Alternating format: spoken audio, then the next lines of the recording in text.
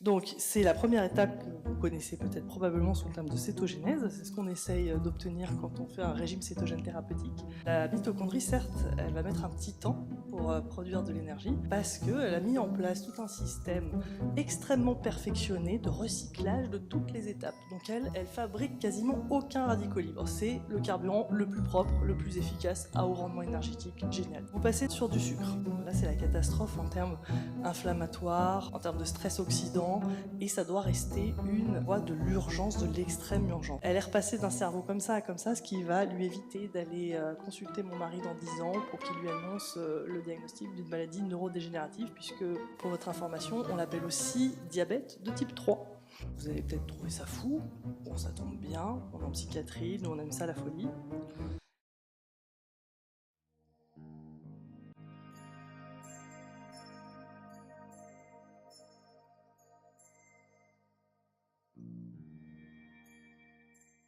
De la matinée, j'ai le plaisir d'accueillir le docteur Florence Dufournay, qui a un parcours, je l'ai dit, comme beaucoup des orateurs hein, depuis hier, un peu particulier. C'est pour ça peut-être qu'on est là d'ailleurs.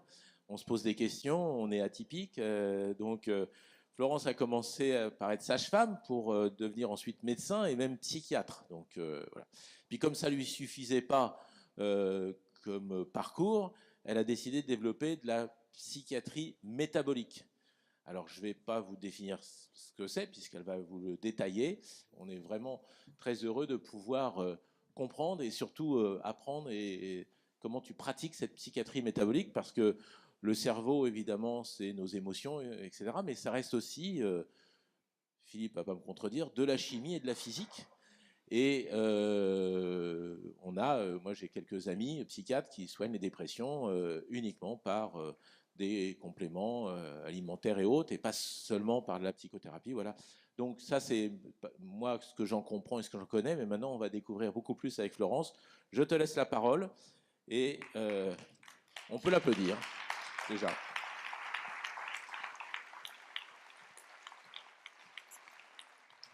Merci pour cet accueil. Alors bonjour à tous, je m'appelle Florence Dufournay, je suis donc médecin psychiatre spécialisée en psychiatrie métabolique et aussi en psychothérapie de pleine conscience, qu'on appelle aussi le mindfulness. Et j'ai également une thèse de science en pharmacologie clinique. Alors la pharmacologie clinique, c'est l'étude du médicament chez l'homme, et j'ai eu la chance de pouvoir participer à des essais cliniques y compris de développement du médicament, et puis bien sûr toute la recherche clinique, que ce soit épidémiologique, etc.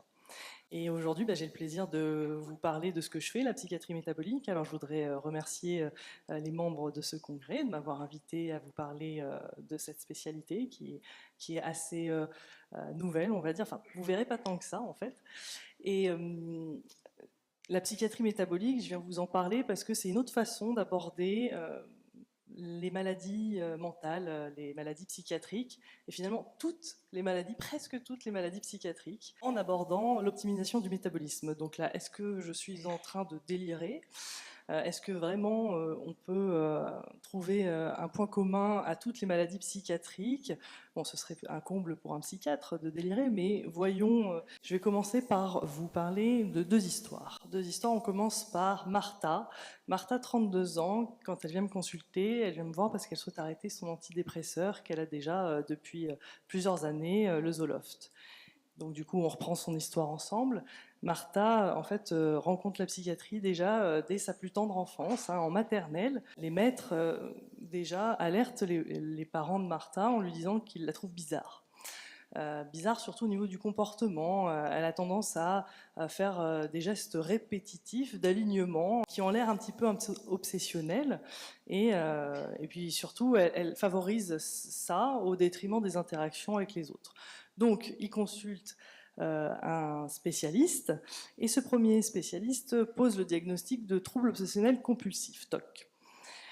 Les parents souhaitent un deuxième avis, donc ils vont consulter en même temps, à la même période, un deuxième spécialiste qui, lui, va avoir un diagnostic complètement différent, celui du trouble du spectre autistique de type syndrome d'Asperger, qui veut donc dire qu'il n'y a pas d'atteinte des fonctions intellectuelles, puisque Martha, par ailleurs, a un développement psychomoteur totalement normal. Bon, très bien. Au niveau psychomoteur, tout va bien. Et là, il n'y a pas grand-chose à faire au niveau thérapeutique à cet âge-là. Il faut laisser le temps pour voir comment ça va évoluer. Donc Martha continue de grandir et les problèmes vont continuer à arriver. Donc là, on arrive en primaire et de nouveau, les enseignants vont dire aux parents que ça ne va pas avec Martha. Martha est tout le temps isolée dans son coin, elle ne parle pas aux autres, elle fait même l'objet de moqueries. C'est même difficile pour les enseignants de vraiment communiquer avec elle. C'est comme si elle ne s'intéressait pas à ce qu'ils lui disaient. Elle n'est pas là. Mais bon, par ailleurs, elle est très, très, très douée dans ce qu'elle fait. Les acquisitions sont très bonnes. En fait, c'est même la première de l'école. Mais bon, donc du coup, il consulte à nouveau un spécialiste qui là pose un nouveau diagnostic qu'elle va garder d'ailleurs toute son enfance et son adolescence, celui de déficit attentionnel, le fameux TDAH, dans le cas de Martha, sans hyperactivité. Donc généralement, quand il n'y a pas d'hyperactivité, on évite de donner des traitements médicamenteux. Donc il n'y a pas de traitement instauré et la prise en charge, ma foi, s'arrête là. Et on informe l'école que Martha est différente. Ok, donc Martha poursuit sa scolarité et les problèmes se poursuivent avec l'entrée au collège, où là, cette fois-ci, c'est Martha qui va se plaindre d'être anxieuse, d'avoir peur. Elle veut plus aller à l'école par moment, elle refuse d'aller à l'école tellement elle ne supporte pas les interactions quand il y a trop de monde. Les gens, elle n'arrive pas à les comprendre, elle n'arrive pas à se faire comprendre d'eux, et ils sont souvent méchants avec elle. Par moment, elle ne veut pas y aller. Donc il consulte à nouveau, et là, le spécialiste va parler de troubles anxieux, type généralisé, un TAG, trouble anxieux généralisé. Donc là, le retentissement n'est pas vraiment énorme et elle est encore très jeune, elle a 12 ans, donc on n'aime pas mettre des médicaments à cet âge-là. Donc il dit qu'éventuellement, si ça s'aggrave, on pourra envisager une psychothérapie. Et puis évidemment, ça s'aggrave avec la montée en charge de ce que demandent les interactions sociales au niveau scolaire. Donc là, on lui demande de faire des présentations devant la classe. Donc là, c'est la catastrophe, c'est impossible, tout bonnement. Et elle va même avoir l'apparition de nouveaux symptômes de type diarrhée lorsqu'elle est en situation de stress. Donc elle va devoir courir aux toilettes, sinon elle a vraiment peur de se faire dessus. Et ça lui fait tellement peur maintenant qu'elle est obligée d'élaborer des stratégies d'évitement en fonction des situations sociales. Quand elle rentre dans une pièce, de voir où est-ce que sont les portes de sortie pour contrer ce symptôme. Donc là, elle retourne voir un spécialiste qui lui ajoute de nouveaux diagnostics. Alors certes, ils font toujours partie de la famille des troubles anxieux, mais ils sont spécifiques chacun. On peut avoir l'un sans l'autre, indifféremment. Donc il lui diagnostique une phobie sociale compliquée d'un syndrome de l'intestin irritable. 14 ans, n'aime toujours pas instaurer beaucoup de traitements médicamenteux, donc il lui propose une psychothérapie, donc elle essaye, et puis elle essaye sur quelques séances, mais ça marche pas bien, donc elle laisse tomber, et puis elle va continuer sa scolarité. Elle rentre au lycée et elle essaye de s'adapter comme elle peut à ses soucis par rapport à cette phobie sociale. Et des fois, elle va avoir des hauts et des bas avec l'adolescence. Par moments, elle va enchaîner des périodes où elle va pas être bien, avoir quelques idées noires, un vague à l'âme, plus trop envie de vivre. Ses parents un petit peu inquiets la ramènent consulter et là, le professionnel va parler de troubles de la personnalité de type borderline. Les parents ne sont pas trop favorables à un traitement, Martha non plus, et puis en fait il n'existe pas de traitement spécifique pour un trouble de personnalité, donc on en reste là, elle essaye quand même, elle réessaye un autre type de psychothérapie, mais ça lui plaît pas trop, elle accroche pas trop. Et puis ça s'améliore franchement avec le bac, parce que là elle sort du système scolaire et elle continue ses études, elle fait ce qui la passionne, elle est passionnée d'informatique, elle se met à travailler et tout se passe bien, tout va beaucoup mieux pour Martha, jusqu'à ses 23 ans où là, quasiment du jour au lendemain, va s'instaurer un syndrome de tristesse intense avec un ralentissement des idées, elle a du mal à se bouger, elle a plus envie de se lever, elle a plus faim et elle se met à avoir des idées noires vraiment très intenses. Elle ne sait pas d'où ça vient, donc elle consulte en urgence. Et là, le psychiatre lui dit que c'est un épisode dépressif. Il est quand même d'intensité modérée, peut-être un peu sévère vu les idées noires, qu'il faut instaurer un traitement. Donc, il démarre le fameux traitement qu'elle a quand elle vient me voir, l'antidépresseur, le Zoloft. Très bien. Elle répond rapidement au traitement, en quelques semaines, quelques mois. Vraiment, tous les symptômes s'amendent et elle a l'impression de redevenir elle-même. Donc elle est super contente. En 4 mois, c'est réglé. Donc au bout de 6 mois, elle demande à son psychiatre envisager une décroissance pour enlever ce traitement parce qu'elle n'aime pas les traitements. Et très bien, ils envisagent ça, ils font ça de façon progressive, mais là ça devient une catastrophe.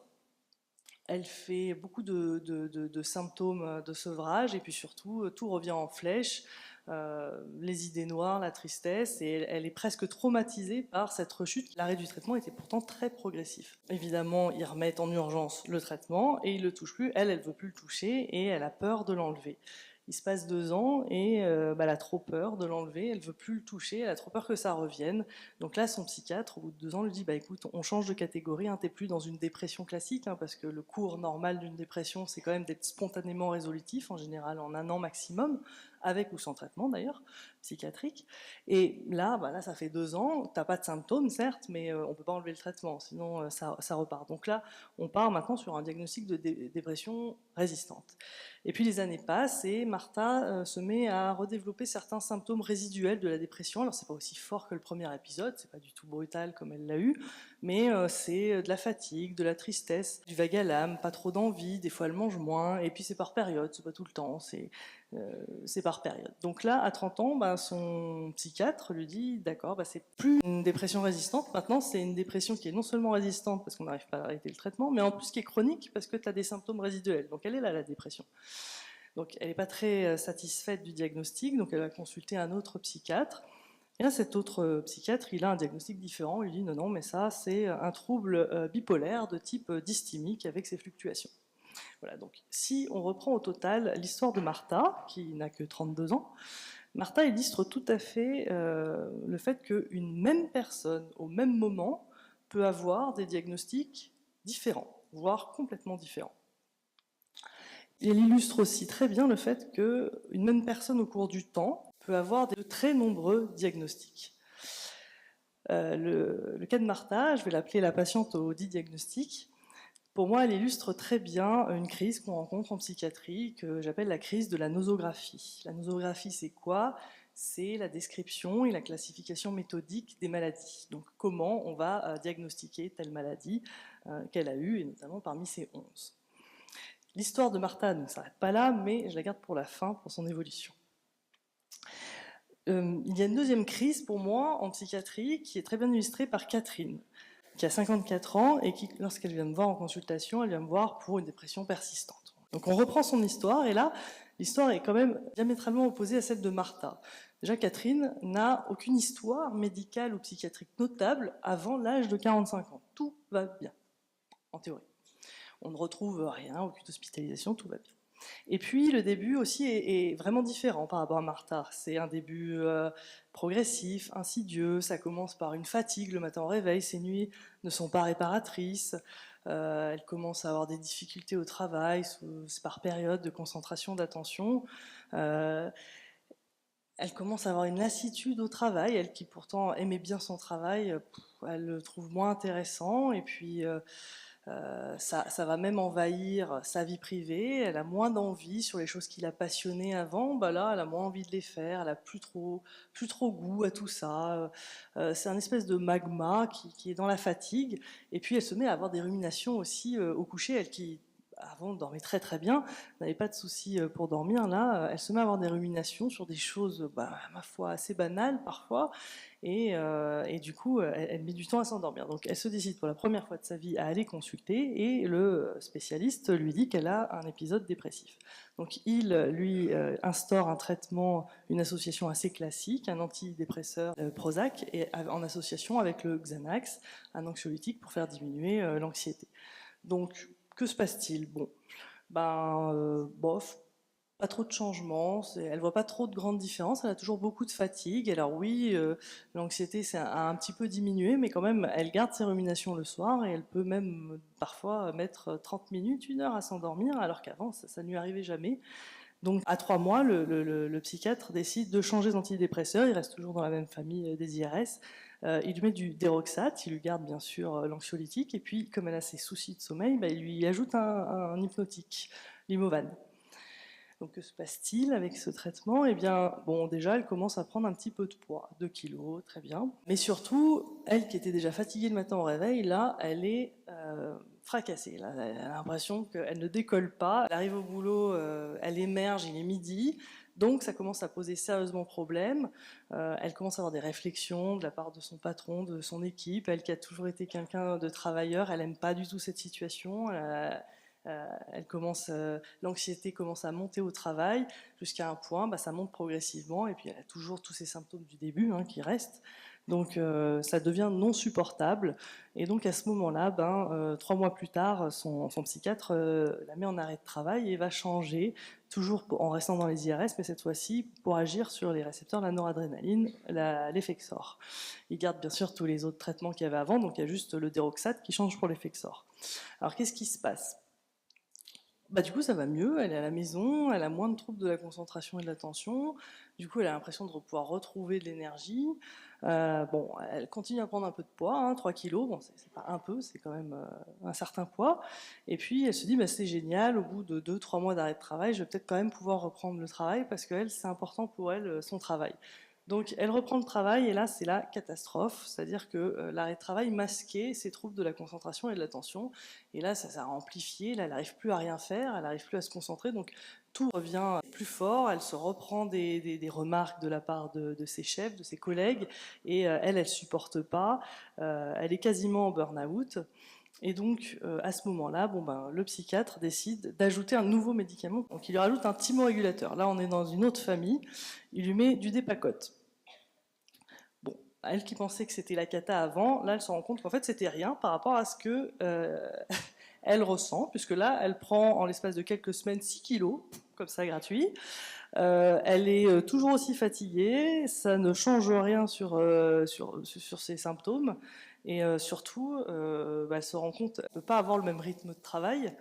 Donc déjà, elle se met à mi-temps et surtout, elle va revoir son psychiatre en urgence. Elle lui dit, mais c'est quoi ce traitement là? Vous me l'arrêtez, moi, 6 kilos en moins de 2 mois, je ne me reconnais plus là.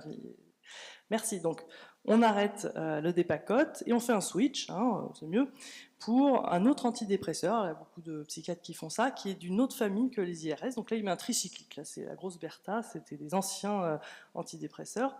Il lui met de la nafranil. Et puis, comme elle a toujours ces symptômes, en fait, ces symptômes d'insomnie sont revenus. Elle m'a dit, mais docteur, l'Imovan ne fait plus effet. Donc, il s'est dit, allez, on va switcher pour du Stilnox. Puis on va voir ce que ça donne, le cocktail. Alors, qu'est-ce que ça donne? Donc, elle continue à prendre du poids. Ça n'a pas de problème. Un peu moins quand même, 2 fois moins. Et puis, surtout, alors là, elle se prend tous les effets secondaires des tricycliques, c'est-à-dire des effets anticholinergiques, constipation, sécheresse buccale, elle fait des malaises liés à l'hypotension, bref, ça ne va pas du tout. Donc, ok, on arrête. On arrête le tricyclique. On va changer de famille de médicaments, on va passer sur un neuroleptique, et puis là, comme c'est vraiment la catastrophe, nouvel arrêt de travail, et on passe sur du Risperdal.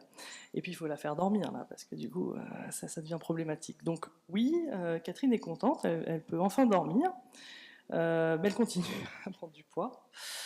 Et surtout, elle dort même la journée. Là, elle est zombifiée, Catherine. Elle est flexibilité cireuse, comme on dit en psychiatrie. Elle a l'impression d'être robotique. Elle ne sait pas si c'est franchement mieux, mais en tout cas, c'est vrai que c'est différent. Donc du coup, le psychiatre se dit ok, on va switcher. Le Risperdal, c'était une ancienne génération. On va mettre Abilify qui est un petit peu mieux toléré au niveau métabolique. Ça devrait aller, il en sucre moins.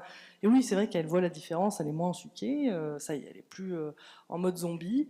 Elle peut retrouver un fonctionnement normal. Par contre, elle continue toujours à prendre du poids. Et elle garde toujours les 4 ou 5 autres traitements précédents. Et puis comme c'est quelqu'un qui est battante, qui aime bien son travail, elle veut reprendre le travail. Donc là, cette fois-ci, elle prend les devants, elle passe à tire-temps, comme ça, elle est tranquille. Il y a quand même moins de pression. Et puis, finalement, à 36 mois de sa première consultation avec ce psychiatre pour dépression, une nouvelle maladie est diagnostiquée. Elle a un diabète de type 2.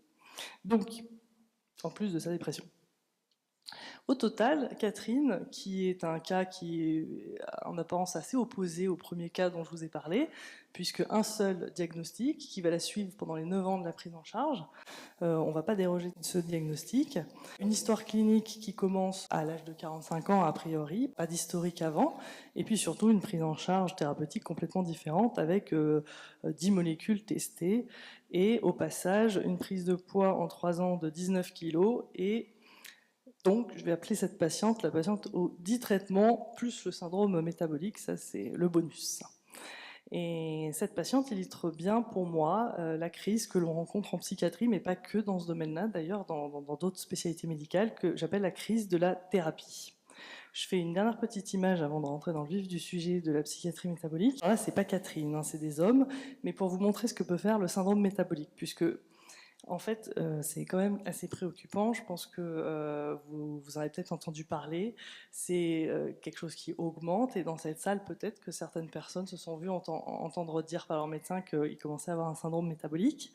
Donc, une étude récente, par exemple, aux États-Unis, sur les 15 dernières années, montre que 9,5 Américains sur 10 ne sont pas sains d'un point de vue métabolique. Ça veut dire quoi? Ça veut dire que soit ils sont déjà dans le cas de Catherine, avec le syndrome métabolique, soit ils sont quasiment. Ils ont beaucoup d'indicateurs qui disent que ça va basculer dans pas longtemps.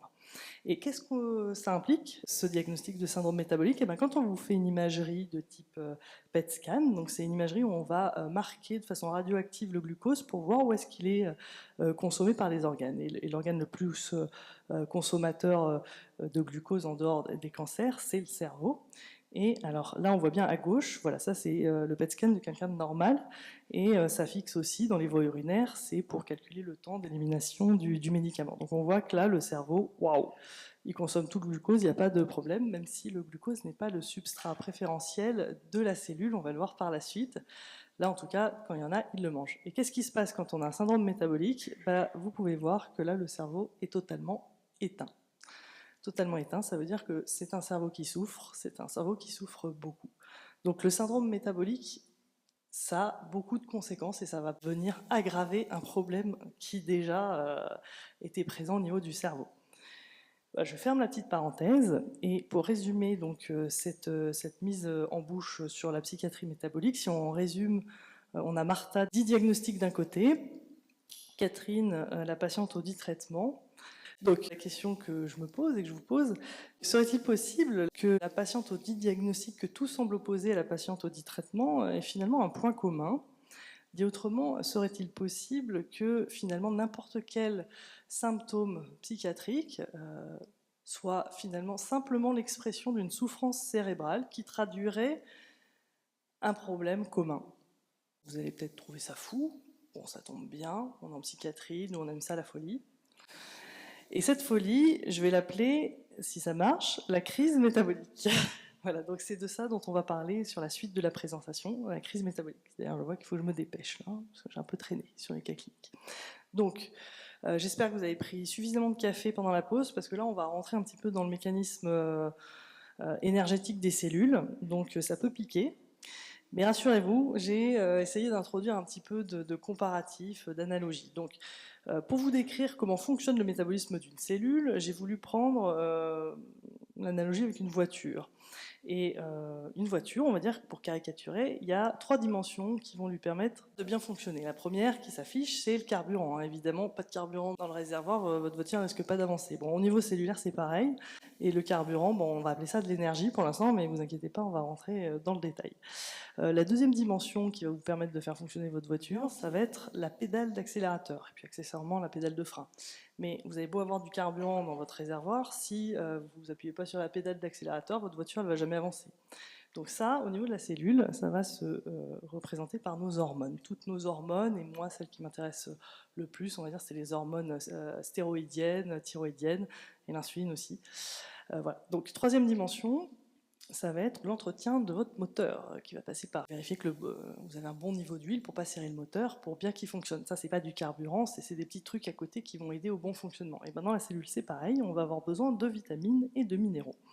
Alors, si on va un peu plus en profondeur en accélérant, s'il vous plaît. Je ne suis pas aidée par la technologie. Alors, si on va un peu plus en profondeur sur le carburant, qui est la dimension la plus importante pour le métabolisme de nos cellules, puisqu'on parle souvent de métabolisme énergétique, et l'énergie, c'est le carburant. On continue avec l'analogie de la voiture, mais cette fois-ci, on va prendre une voiture hybride. Alors je sais, l'image prête un peu à confusion, mais c'est une voiture ancienne qui a été hybridée. Et donc, Votre voiture hybride, elle va avoir deux possibilités pour le carburant. Soit elle va pouvoir utiliser un carburant propre, qui est représenté par l'électricité, soit elle va pouvoir utiliser un carburant qui encrasse son moteur et qui la fait vieillir prématurément, qui va être représenté par l'essence. Et bien, ça va être pareil au niveau de vos cellules.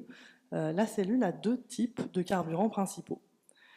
Les graisses, qui est le carburant propre, et puis les sucres, qui est un carburant qui encrasse la cellule.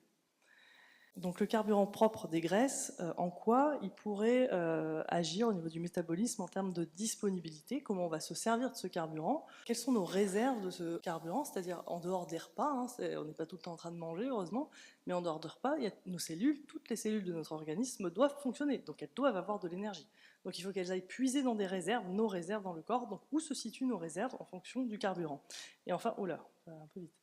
Le rendement énergétique, quelle va être la différence entre ces deux types de carburants. Donc si on prend les graisses, eh bien, la particularité des graisses, c'est que la disponibilité n'est pas immédiate, elle va nécessiter une transformation qui va prendre un petit peu de temps. Au niveau des réserves, là par contre, elles sont importantes, pour ne pas dire infinies, hein. Je vais illustrer ça, mes petits propos juste après, mais je pense que vous voyez où je veux en venir. Et puis le rendement énergétique, il est très très élevé. C'est un carburant super intéressant. Et hop là, j'ai appuyé 2 fois, je pense que ça va passer là-dedans, c'est bon.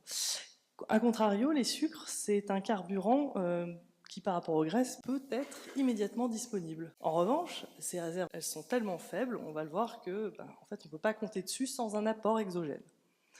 Et puis, le rendement énergétique. Quand on prend la voie de l'immédiateté, j'ai envie de dire, la voie de l'urgence, et bien là, le rendement est absolument catastrophique. J'ai mis faible, mais j'aurais pu mettre catastrophique, vous allez voir, c'est rigolo. J'ai fait des petits calculs en pourcentage pour l'efficacité. Et puis, quand on emprunte l'autre voie pour fabriquer de l'énergie à partir du sucre qui prend la même voie que les graisses, c'est-à-dire la mitochondrie, là, on a un rendement modéré. Alors, toujours... pour aller un peu plus en profondeur dans le carburant, qu'est-ce qu'on entend par disponibilité du carburant? Il va falloir qu'on parle de sous quelle forme ce carburant il est stocké, s'il veut bien avancer. Voilà. Donc, cette fois-ci, on commence par les sucres. La forme de stockage du sucre, c'est donc le glycogène. Et c'est donc une très longue molécule qui assemble plein de molécules de glucose. Et une enzyme qui coupe, la réaction s'appelle glycogénolyse, et qui produit du glucose. Le glucose, ça va être le substrat pour fabriquer l'énergie, mais il doit être encore transformé par la cellule. Là, la cellule a deux options. Soit elle utilise la voie rapide, toujours par glycolyse, hein, donc on oxyde le glucose pour fabriquer de l'ATP. Et la voie rapide, c'est la voie de la fermentation lactique. La deuxième voie que la cellule va pouvoir utiliser, c'est la mitochondrie. Et cette voie-là va nécessiter quand même un petit temps, une petite transformation, parce que la mitochondrie, elle ne bosse pas aussi facilement que ça. Il y a beaucoup d'étapes en fait, pour arriver à ce qu'elle fait de prodigieux. Et donc cette voie s'appelle la respiration. Et à contrario, la disponibilité du carburant, donc on a dit du gras, il est stocké sous forme de triglycérides. On peut voir les triglycérides comme une fleur à 3 pétales. Donc une fleur à 3 pétales avec le centre qui est représenté par un glycérol, et les 3 pétales, ce sont les 3 petits acides gras là que vous voyez en accordéon. Donc pareil, comme pour le glycogène, il y a une enzyme qui vient couper, schlac, schlac, schlac, lipolyse, elle libère un glycérol et 3 acides gras. Bon là, deux possibilités. Soit on est un organe pénible, comme le cerveau, le cœur ou les reins d'ailleurs. Et donc là, les acides gras, vous voyez, c'est comme des troncs d'arbres. Et eux, non, eux, faut quand même pas déconner, faut leur prémâcher le travail. Ils peuvent pas intégrer des troncs d'arbres comme ça. Donc il y a une petite étape qui va passer par le foie, et c'est le foie qui va faire le boulot de couper ces gros troncs d'arbres en bûches, parce que les organes compliqués, ils ont qu'une cheminée, eux, ils ont besoin de petites bûches. Donc c'est la première étape que vous connaissez peut-être probablement sous le terme de cétogénèse. C'est ce qu'on essaye d'obtenir quand on fait un régime cétogène thérapeutique. C'est cette étape-là qu'on peut mesurer du coup par la production des corps cétoniques par le foie, dont le corps cétonique prépondérant c'est le BHB. Et puis la deuxième étape, évidemment, une fois qu'on a les cétones, ils sont circulants dans le sang, ils peuvent passer partout. On l'a très bien vu dans la précédente présentation, ça diffuse librement à travers les membranes, c'est super fun, rapide, tout va bien, ça va direct à la mitochondrie. Et là, on va produire de l'énergie, mais c'est quand même en fait, le problème, c'est que c'est la mitochondrie qui est lente, parce que vous allez voir, il y a plusieurs étapes dans la mitochondrie, contrairement à la fermentation lactique. Et puis il y a un deuxième organe qui est moins pénible, c'est les muscles. En gros, les muscles, ils chantent cette étape-là, c'était ce qui était barré. Lui, il a déjà toute la centrale prévue. Lui, c'est une menuiserie, donc les troncs, allez-y les gars.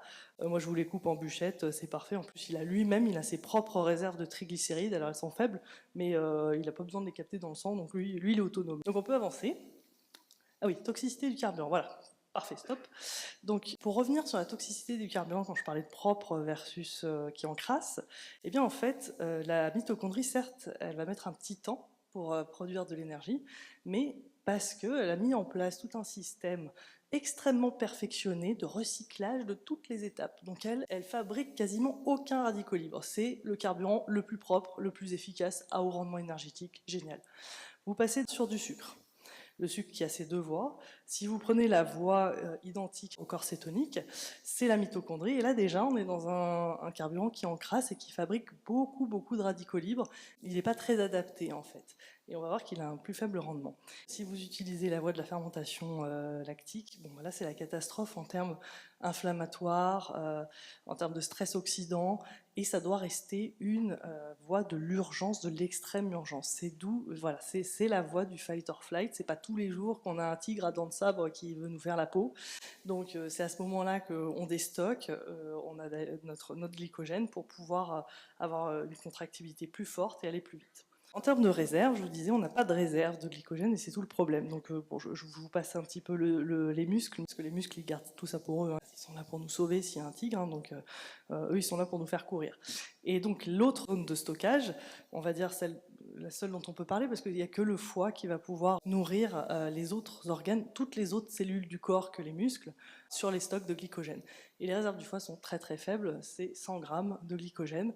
Donc ça représente environ, si on ne faisait rien de la journée, métabolisme au repos total, on pourrait tenir 24 heures sur son stock de glycogène de 100 grammes dans le foie. D'où l'intérêt, si vous avez déjà entendu parler du jeûne, de dépasser 24 heures, parce que c'est là qu'on va enfin, on va assécher ces réserves de glycogène, c'est là qu'on va avoir enfin les effets bénéfiques du jeûne. Je passe, petite parenthèse.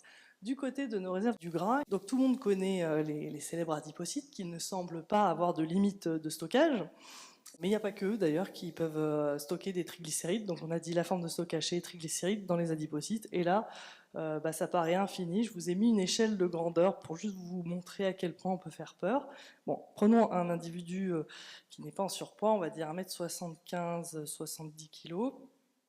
Quand vous avez enlevé le poids des os, des muscles, des organes, de la peau et du sang, vous enlevez 55 kg.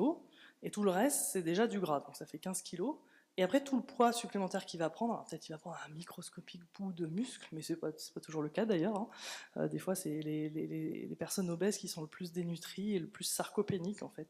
Bref, petite parenthèse. Eh bien, une personne qui va dépasser ce poids, tout ça, ce sera du gras. Tout le poids supplémentaire, ce sera du gras, stocké dans les adipocytes ou dans les organes. C'est ce qu'on appelle la graisse intraviscérale. Et il semble ne pas y avoir de limite, parce que si on avance la diapositive, je vous ai mis à titre d'exemple pour rigoler un peu, voilà ce que j'ai pu trouver sur Internet Wikipédia. Donc le record du monde serait détenu par une personne qui fait 727 kg, hein, donc vous enlevez les 55 kg, ouais, peut-être 60, on va arrondir, et tout le reste, c'est des stocks de gras. Alors, ce n'est pas vérifié, donc on ne sait pas si c'est vrai, mais on l'enlève, les 8 autres, ça va quand même de plus de 600 kg à plus de 500 kg. Donc, quand je vous dis que ça peut dépasser les 100 kg, ce n'est pas une blague. Donc, voilà pour nos réserves. Diapo suivante, on aborde le dernier point, le rendement énergétique, très important aussi pour comprendre quelles vont être les implications pour l'énergie en général. Et donc, si on prend une molécule de glucose, une molécule de cétone, donc ça c'est le carburant de base, une de chaque, si on part dans la mitochondrie, donc la voie à haut rendement énergétique, elles vont toutes les deux passer donc par le cycle Krebs, la chaîne respiratoire, et produire environ 30 ATP. Bon, je ne suis pas là pour débattre le nombre exact d'ATP, mais en gros, ça va être la même quantité. Sauf que c'est très intéressant parce que 30 ATP, vous voyez que cette molécule-là est bien plus petite que celle-là. Et qu'est-ce qu'on brûle pour faire de l'oxydation et de l'énergie? C'est des carbones. Donc si on ramène au poids, au nombre de carbone, donc au poids, on va dire, pour simplifier, eh bien là, elle est un tiers plus grande. Vous pouvez avancer. Voilà. Donc en fait, on a un rendement énergétique avec une cétone de plus 33% par rapport Ah, si on utilise du sucre. Et alors là, c'est la cata si on passe par la voie de l'urgence, je vous en parlais tout à l'heure. Donc fermentation lactique, on chinte la mitochondrie. Là, on ne produit plus que 2 ATP, et donc là, si on s'amuse à comparer, on divise par 16 le rendement par rapport à cette même molécule qui passerait par les mitochondries. En gros, les cétones, il y a plus de 1200% de rendement énergétique en comparaison à la fermentation lactique. Donc on voit bien que quand même, il ne faut pas tout le temps l'utiliser celle-là, hein, parce qu'elle est pas terrible, si on peut avancer.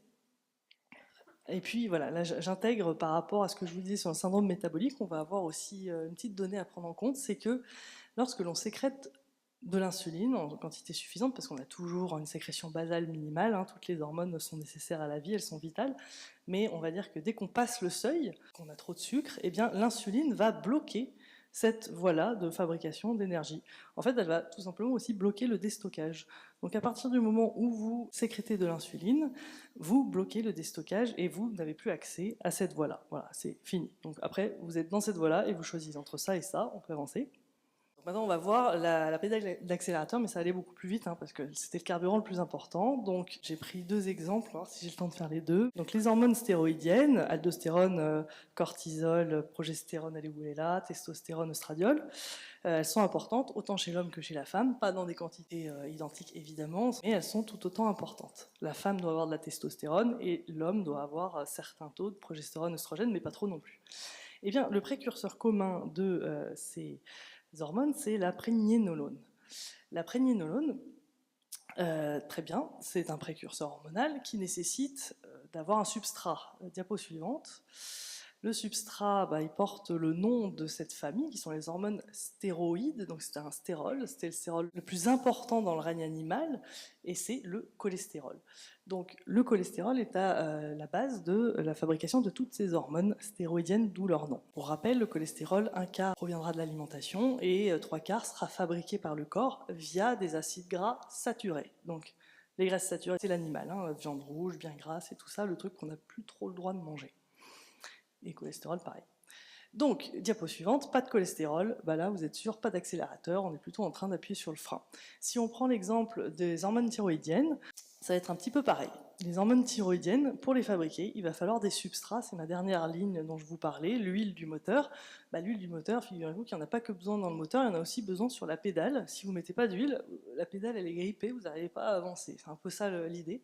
Donc en fait, vous avez besoin de d'iode, de vitamines, de sélénium, très important pour la thyroïde, pour qu'elle fabrique correctement ses hormones. Et pire que ça, vous avez un cercle vicieux. Thyroïde fabrique ses hormones, et derrière, évidemment, on sait à peu près tous qu'il y a un rétrocontrôle au niveau de l'hypophyse, mais ce qu'on a tendance à oublier, c'est que l'hypophyse est lui-même sous contrôle du cerveau, de l'hypothalamus. Donc imaginons que vous, déjà, vous êtes en hypo ou en hyper, en souffrance, en dysthyroïdie, ça fait souffrir votre cerveau. Si ça fait souffrir votre cerveau, il va avoir du mal à donner une bonne commande à l'hypophyse. Donc en fait, on rentre dans un cercle vicieux où en plus, quand vous êtes carencé, vous n'allez pas produire comme il faut, et en plus, même la commande centrale, à un moment donné, elle se met un peu au repos, là, elle ne sait plus comment faire. Donc, si, bien sûr, on n'a pas assez d'huile, même pour la pédale d'accélérateur, on va freiner le métabolisme. Diapo suivante, sur maintenant la dernière voie qui est l'entretien. Donc, je vous parlais de l'huile du moteur, qui est représentée par nos vitamines, comme les vitamines A, B, il y en a 8 pour rappel, pour les vitamines du groupe B, on a tendance à l'oublier. Les minéraux comme le sélénium, on vient d'en parler pour la thyroïde, le zinc, etc. Diapo suivante.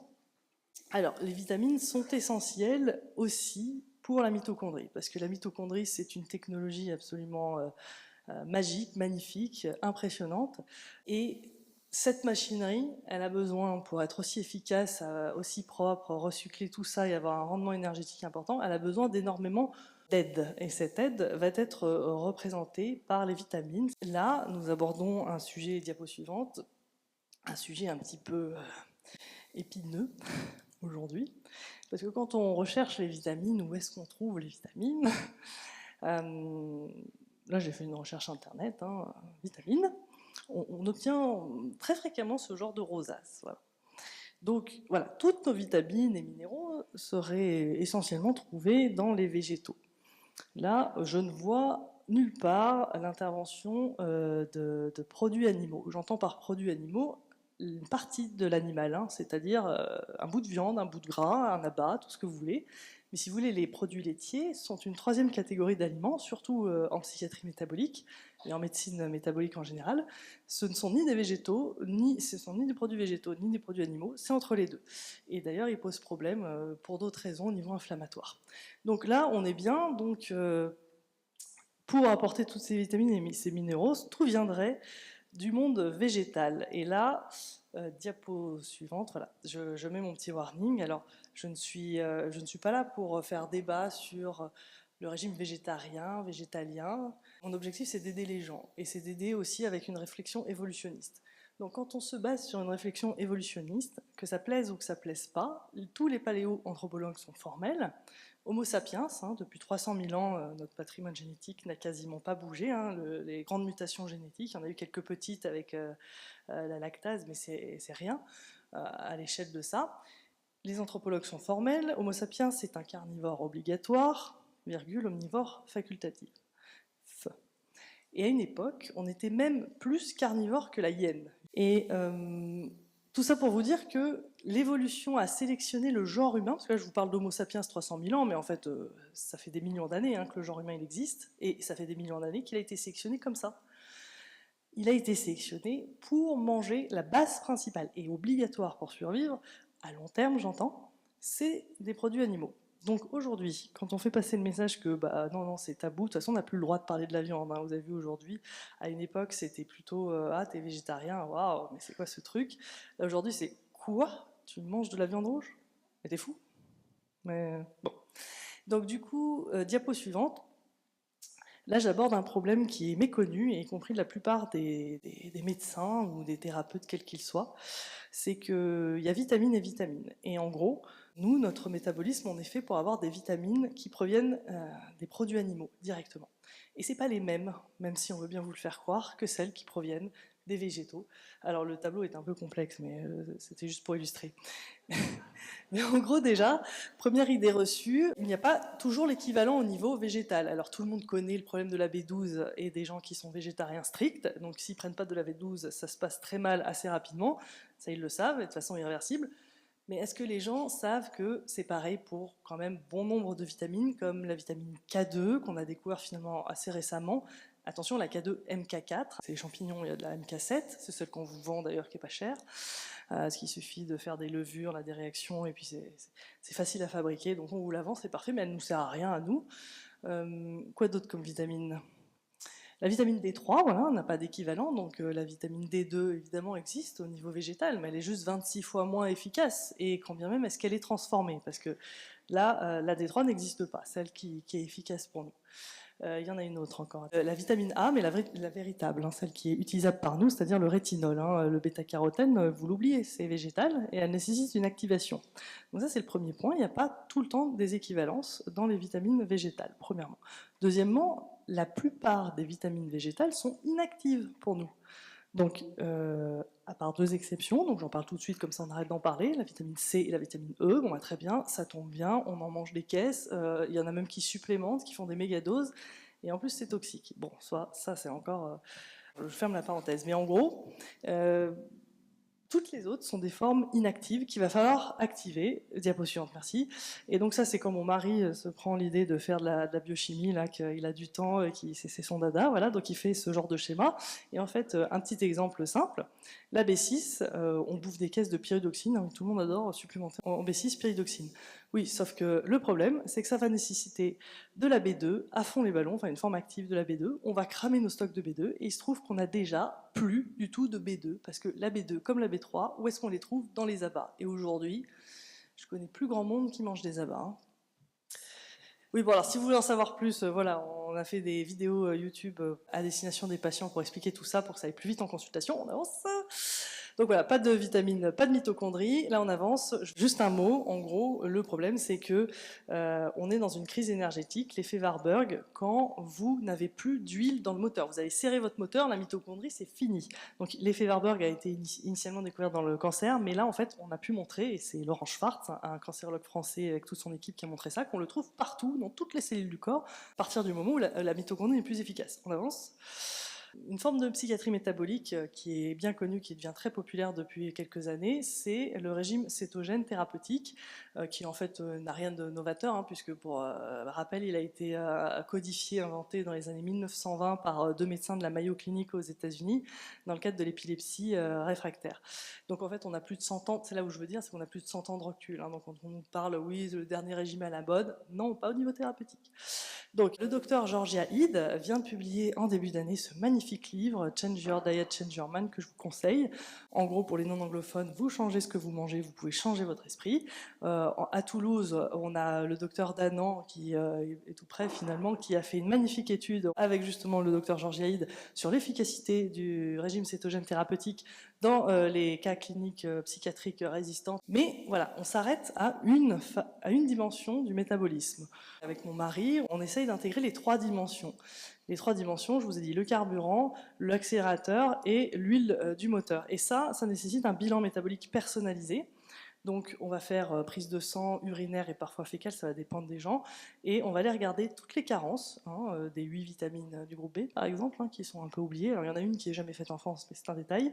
On va regarder toutes les hormones qui nous intéressent pour le cerveau, hein, parce qu'il y a énormément d'hormones qu'on peut doser aujourd'hui, parce que je ne vous ai pas parlé par exemple des neurostéroïdes. Bon, bah, c'est des stéroïdes qu'on n'est pas capable de doser et pourtant ils sont indispensables au cerveau. On va regarder l'inflammation, s'il y a une présence d'inflammation chronique à bas bruit, et plus ou moins les toxiques comme les métaux lourds, arsenic, plomb. Là c'est plus mon mari qui fait ça, mais méfiance, hein, on peut aller doser l'aluminium dans les urines si vous êtes un gros consommateur de capsules Nespresso par exemple. Vous seriez étonné. Donc on fait une prise en charge individualisée et personnalisée, évidemment, avec ces résultats, sur ces 3 voies. Et en fait, on ne va pas se focaliser sur l'alimentation. On va se focaliser sur les 5 S, hein, sport, sexe, sommeil, soleil qu'on va augmenter, stress qu'on va diminuer, lumière, bon stresseur, ça c'est l'exposition à des stresseurs, comme le froid par exemple. Et puis si vous pouvez passer, on appelait ça la médecine métabolique, voilà, parce qu'en fait il n'y a pas de nom, donc bon, on a décidé que ça s'appelait la médecine métabolique, mais eux aussi font une partie de médecine métabolique, mes confrères. On peut avancer. Et donc en pratique, comment ça se passe? Soit vous venez me voir dans ce beau pays dans lequel j'ai déménagé depuis 2 ans et demi en Andorre, très belle montagne, très beau cadre pour de petites vacances, c'est pas très loin d'ici. J'ai mis 2h45 pour venir. Soit vous pouvez, je fais des téléconsultations aussi parce que j'ai énormément de demandes sur des gens qui ont cette demande-là en fait, qui ont cette demande d'être traités différemment qu'avec des médicaments de la psychiatrie. Et puis quand ils viennent, je leur fais un bilan, là vous voyez, c'est une page des 3 pages. Ils repartent avec un bon bilan. Et puis, une fois qu'on a les résultats, on a un tableau Excel avec 500 lignes. Donc là, ça s'arrête à 42, mais il y en a 500. Donc c'est 10 ans de travail, de recherche et d'expérimentation, d'ajustement avec nos patients. Ça s'est pas fait comme ça en 6 mois. Et c'est surtout mon mari qui a œuvré pendant les 7 premières années. Et vous pouvez passer. On partage notre écran, hein, que ce soit physique ou en téléconsultation, et on utilise un code couleur pour expliquer au patient, là c'est un exemple d'un patient, ce qui ne va pas. Donc évidemment, vert, c'est les paramètres d'intérêt qu'on souhaite qu'ils soient verts. Orange, c'est que ça ne va pas. Et rouge, je vous laisse imaginer, il va falloir faire quelque chose parce que ça ne va pas. Tout ce qui n'a pas de couleur, c'est des paramètres qui vont nous aider à interpréter le bilan.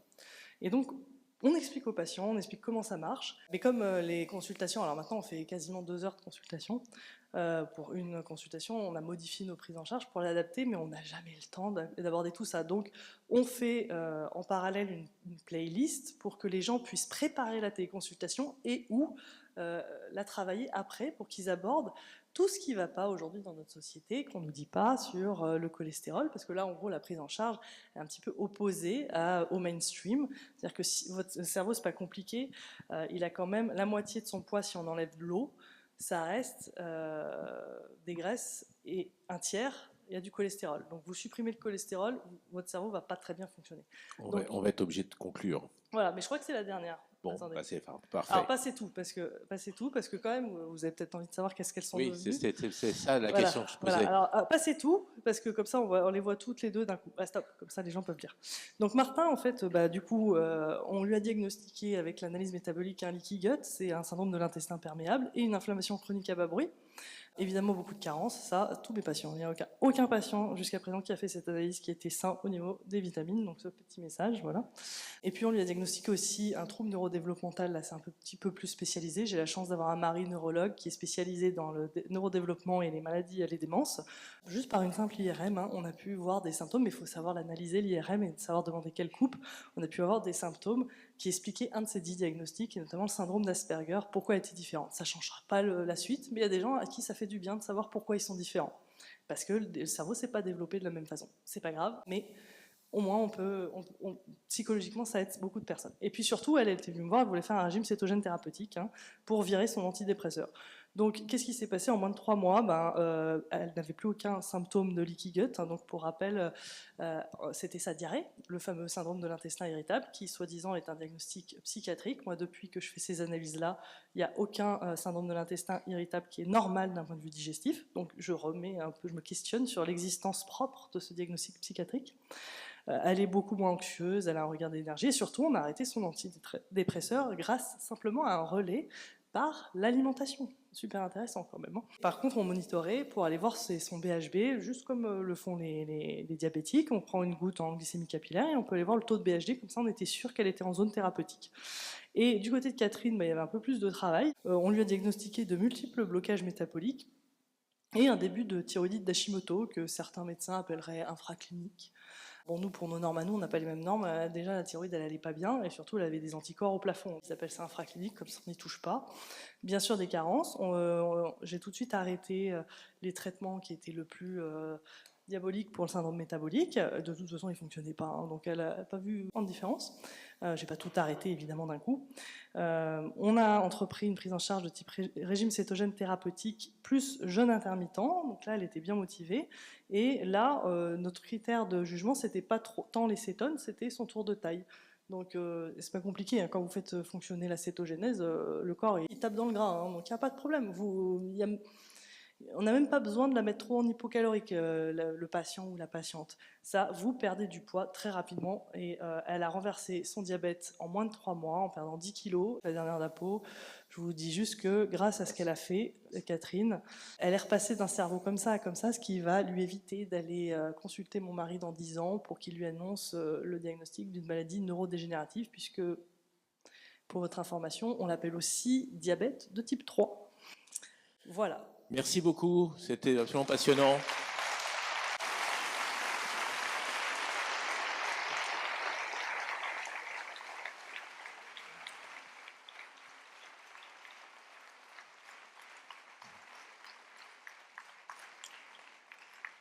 Alors évidemment, il y aurait beaucoup à dire. Au départ, c'est vrai, franchement, quand on t'écoutait sur la description de tes 2 cas cliniques, c'était vraiment toute la tristesse de ce suivi médical fait d'étiquettes et de non-traitement, quoi. C'était vraiment un peu dramatique à écouter. On se dit mais c'est possible, et pourtant c'est la vraie vie que tu nous as décrit.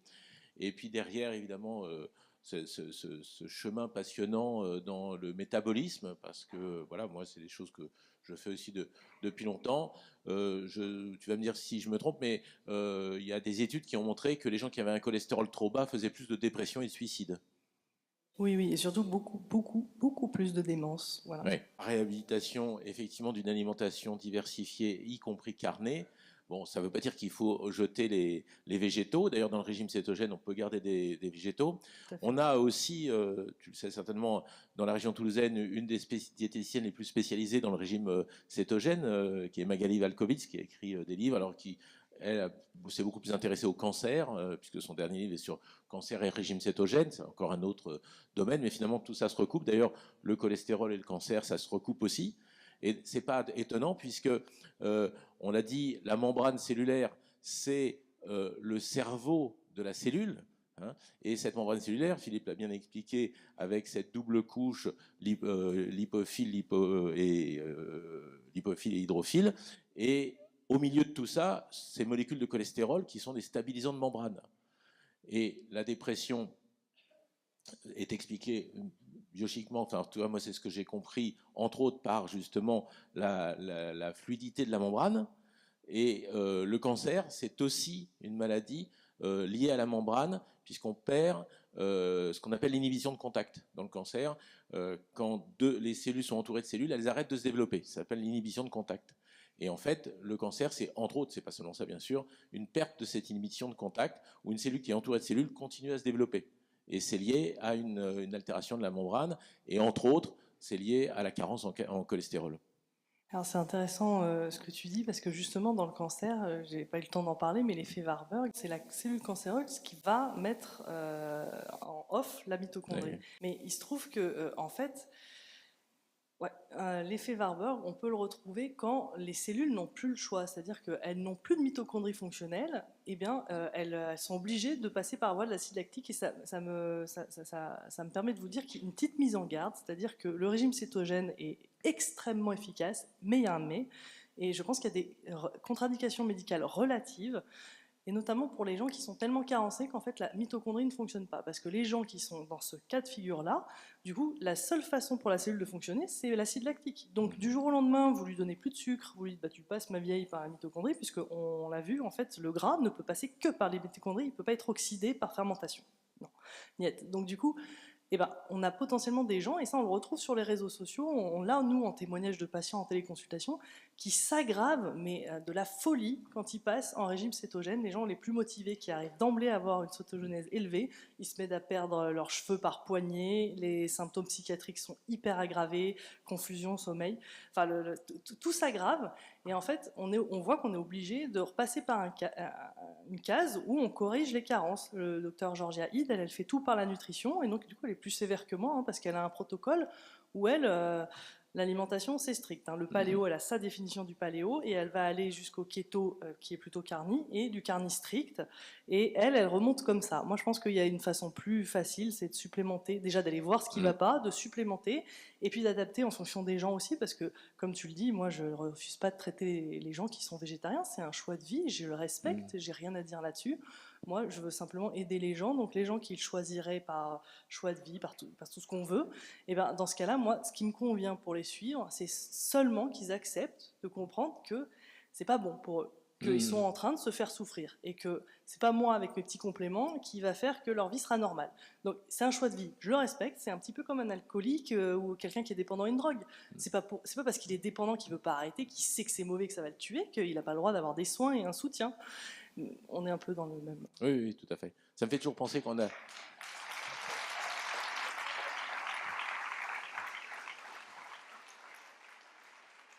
Quand on a ces discussions, ça me fait toujours penser à Robert Masson, dont on a parlé hier avec Fabien, que j'ai vraiment bien connu, et qui était un peu rejeté par certains naturaux, parce que lui a toujours dit qu'il fallait avoir une alimentation diversifiée et carnée, et c'était un bon mangeur de viande, et il est évident que ça fait partie de notre histoire, comme tu l'as rappelé, et que voilà, c'est très respectable le végétarisme, mais lui s'était rendu compte qu'à chaque fois qu'il voyait des crudivoristes, des gens trop végétariens, en fait, c'est des gens qui grignotent tout le temps parce qu'ils ont faim, et en fait, ils ont aussi un certain nombre de pathologies.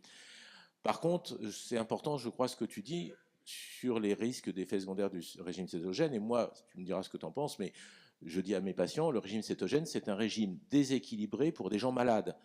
C'est ma façon d'exagérer, mais je n'ai jamais, et pourtant je l'utilise régulièrement, j'ai la joie de travailler avec Laurent Schwartz depuis plusieurs années, c'est un très bon ami, je n'ai jamais prescrit un régime cétogène à quelqu'un qui va bien. Ce n'est pas un régime équilibré, un régime cétogène pour moi. C'est un régime excessif et thérapeutique, comme tu l'as dit d'ailleurs, tu as utilisé le mot thérapeutique, pour des gens qui ont des maladies qui nécessitent une cétose. Je ne sais pas ce que tu en penses. Alors, bon, on va peut-être pas être d'accord sur ce. Oui, voilà, mais bon, il faut forcément qu'on ait des avis divergents. Heureusement, Après tout, heureusement, c'est voilà, comme ça qu'on progresse. Donc oui, non, là où nos chemins peut-être s'éloignent un petit peu, c'est que d'un point de vue juste d'avoir une réflexion évolutionniste, en fait, c'est le régime le plus adapté à notre corps depuis des centaines de milliers d'années et des millions d'années. Qu'aujourd'hui on ne puisse pas le faire pour des raisons écologiques, X ou Y, machin, tout ce que vous voulez, c'est une chose. Mais c'est le régime, si les cellules ont le choix, elles vont choisir. Le cerveau va choisir à plus de 85% les cétones. Vous lui mettez du sucre en même temps que des cétones, il en a rien à fiche du sucre, c'est les cétones. C'est le carburant par défaut, c'est le carburant préférentiel, c'est le carburant qui nous permet de survivre parce qu'on a jeûné toute toute notre histoire, on passait des semaines sans manger. D'ailleurs, les c'est pas religions pareil. Ça, regardent c'est ça. pas pareil. Mais non, mais qu'est-ce qui nous permet de jeûner? C'est aussi les stocks de graisse, parce que là, si on fait la glycémie, elle est tout à fait normale. Alors aujourd'hui, une glycémie en jeûne, c'est entre 0,5 et 0,6. Et quand vous montrez une glycémie comme ça, les médecins vous disent ah mon Dieu, vous êtes en coma et tout. Ben, je peux vous dire, j'ai Non, fait non. 5 jours de jeûne, je me suis porté très bien, pas de souci. Alors, on se retrouve parce que je ne prescris jamais de régime cétogène à quelqu'un en bonne santé, mais je prescris des jeûnes par contre. Parce que, et effectivement, je suis tout à fait d'accord. Je pense qu'une partie de l'efficacité du jeûne, c'est le passage en cétose. Et c'est tout ce qui se passe effectivement comme détox derrière, etc. Bon, voilà, on a réussi à se retrouver. Voilà, mais en tout cas pour la ferme, moi j'avais plus envie de. Enfin, pour votre projet avec le potager, j'ai fait quand même 15 ans de potager personnellement. Et je vous avoue, mettez peut-être un petit ruminant ou deux là dans les espaces verts. Ça va vachement vous aider pour les permacultures et tout. Ça va être génial pour l'engrais. Moi je pense. Et comme ça, vous pourrez manger plus d'abats. Bien, merci beaucoup.